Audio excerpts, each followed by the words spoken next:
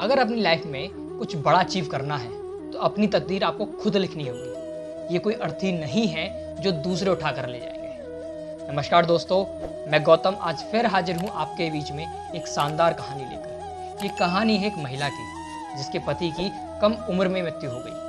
अब परिवार में रह गए थे ये और इसकी 2 बेटियां। अब इसने अपनी दोनों बेटियों का बड़े ही लाल प्यार से लालन पालन किया और समय आने पर उनकी इच्छा के अनुसार उन दोनों की शादी कर दी।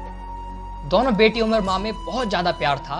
कभी माँ बड़ी वाली बेटे के यहाँ रहती, कभी छोटी वाले के यहाँ रहती। अब सब कुछ अच्छा चल रहा था, एक परफेक्ट फैमिली की तरह। बड़े वाले दामाद का छतरी यानी छातों का बिजनेस था और दूसरे वाले का नूडल्स यानी कि चाउमीन जो नूडल्स आते हैं उनका बिजनेस था। एक दिन अचानक दादी अम्मा आसमान में देखकर रोने लगी और कहने लगी, हे प्रभु, क्यों इतनी गर्मी कर रखी है, प्लीज़ वर्षा कीजिए। अगर आप वर्षा नहीं करेंगे तो मेरी बड़ी वाली बेटी के घर में खाना नहीं बनेगा। वो भगवान को कोसने लगी कि आप ऐसे ही गर्मी करते रहे तो बड़े वाले दामाद का बिजनेस नहीं चलेगा, जिनका बिजनेस था छातों का। अब भगवान ने इसकी सुन ली और एकदम चमत्कार हुआ और बादल छा गए और बारिश होने लगी। धुआंधार बारिश हो रही थी। अब यह महिला बहुत खुश होने लगी कि हाँ, अब मेरी बड़ी वाली बेटे के घर में भी पैसा आएगा, वो भी खुश रहेगी। ये मुस्कुराने ही वाली थी कि अचानक ये फिर उदास होने लगी और फिर आसमान में देखकर भगवान को कोसने लगी और कहने लगी, भगवान ये क्या कर दिया आपने, अब मेरी छोटी वाली बेटी का क्या होगा।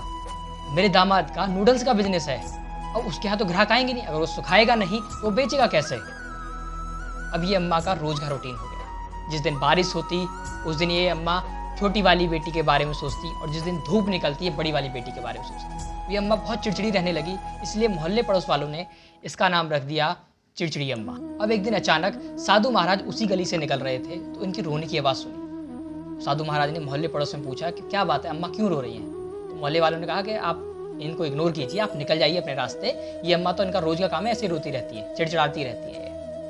लेकिन साधु थे बड़े सॉफ्ट हार्टेड, बड़े निर्मल हृदय के थे। उन्होंने कहा कोई बात नहीं, अम्मा से मिलकर जाते हैं। इन्होंने अम्मा से पूछा कि क्या बात है, क्यों परेशान हो। अम्मा ने सारी बात विस्तार से बताई कि प्रभु, एक दिन मैंने भगवान से कहा, जिस दिन धूप निकल रही थी, मैंने भगवान से रिक्वेस्ट की कि भगवान इतनी धूप क्यों कर रखी है, क्योंकि ऐसे ही धूप रही तो मेरे दामाद के छाते नहीं बिकेंगे, उसके घर में खाना कैसे बनेगा। भगवान ने बारिश कर दी।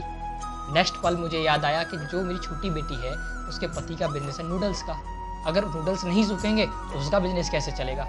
मैं रोज़ इसी असमंजस में फंसी रहती हूँ और भगवान से प्रार्थना करती रहती हूँ। जो सॉल्यूशन साधु बाबा ने दिया इसको बड़े ध्यान से सुनिएगा।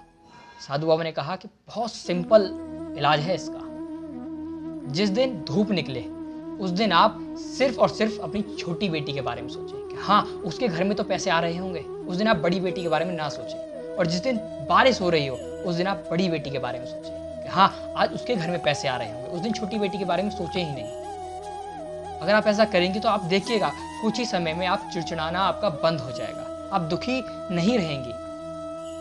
ये छोटी सी कहानी हमको सिखाती है कि हमको जो कुछ करना है, जो कुछ अचीव करना है, जो कुछ भी हमारे पास है वो आज है।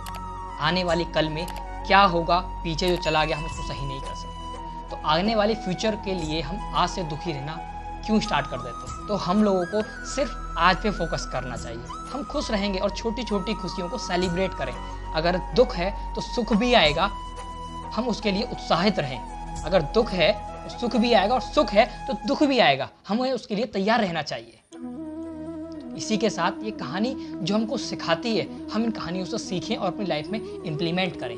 हमेशा खुश रहिए, मुस्कुराते रहिए। इसी के साथ जल्दी मिलता हूँ नेक्स्ट वीडियो में। तब तक के लिए अपने परिवार का ख्याल रखें, दूसरों की मदद करते रहें, दुआएं कमाते रहें। Thank you so much. जय हिंद, जय भारत।